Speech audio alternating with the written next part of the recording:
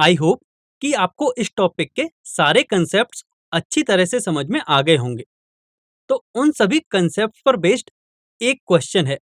इसमें हमें एक फंक्शन दे रखा है x upon square root of x plus 4 और इसे हमें इंटीग्रेट करना है। तो अब आप इस क्वेश्चन को पहले खुद से ट्राई कीजिए। For this please pause the video here and take 4 minutes to solve this question.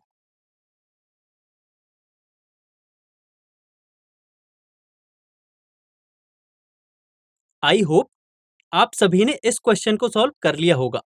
तो चलिए अब इसके सॉल्यूशन को डिस्कस करते हैं। सबसे पहले यदि हम जो डिनोमिनेटर में टर्म है square root of x plus 4 उसको यदि हम एफ एक्स के इक्वल अज्यूम करें तो उसको हम t के इक्वल लिखते हैं। तो यहां हो जाएगा t is equal to square root of x plus 4 और इसको हम आगे सॉल्व करके ये भी लिख सकते हैं कि x is equal to t square minus 4। अब हम अपनी सेकेंड स्टेप के अकॉर्डिंग t को x के रेस्पेक्ट में डिफ्रेंशिएट करेंगे जिससे हमें मिलेगा d t upon d x is equal to 1/2 into square root of x plus 4। अब इसको हम रीअरेंज करके इस तरह से भी लिख सकते हैं कि 2dt is equal to this. अब ये हमने इसलिए लिखा क्योंकि हमारे क्वेश्चन में भी कुछ इस तरह की टर्म्स दे रखी हैं। तो क्वेश्चन के अकॉर्डिंग हम dx upon square root of x plus 4 को 2 इंटू डी टी से रिप्लेस कर सकते हैं। तो फिर अब x की वैल्यू क्या रखेंगे? तो आप देख सकते हो कि x की वैल्यू हम पहले निकाल चुके हैं। तो अब आपको पता चल गया होगा कि हमने यहाँ x की वैल्यू क्यों निकाली थी। अब हम इस क्वेश्चन में इन सभी वैल्यूज को सब्स्टिट्यूट करेंगे जिससे कि हमारा क्वेश्चन हो जाएगा integration of T square minus 4 into 2dt।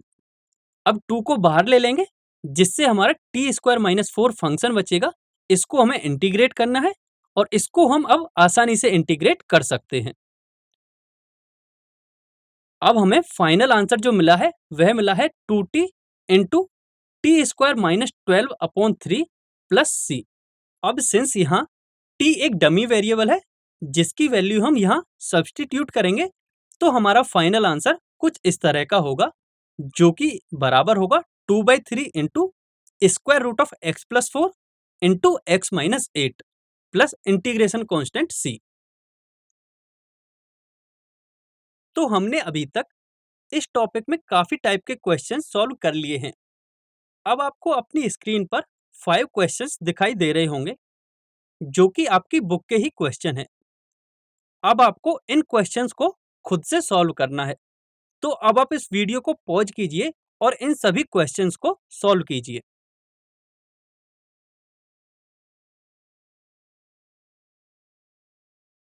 I hope कि आपने ये सभी क्वेश्चन सॉल्व कर लिए होंगे। तो अब इनके फाइनल आंसर्स ये हैं।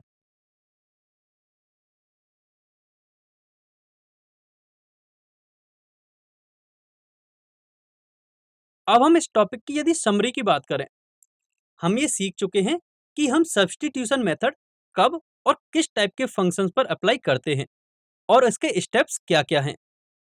इसके अलावा हम कुछ स्टैंडर्ड फंक्शंस का भी इंटीग्रेशन करना सीख चुके हैं जैसे कि tan x का इंटीग्रेशन क्या होगा या फिर cot x का इंटीग्रेशन क्या होगा। अब आपको अपनी बुक के ये क्वेश्चन सॉल्व करने हैं।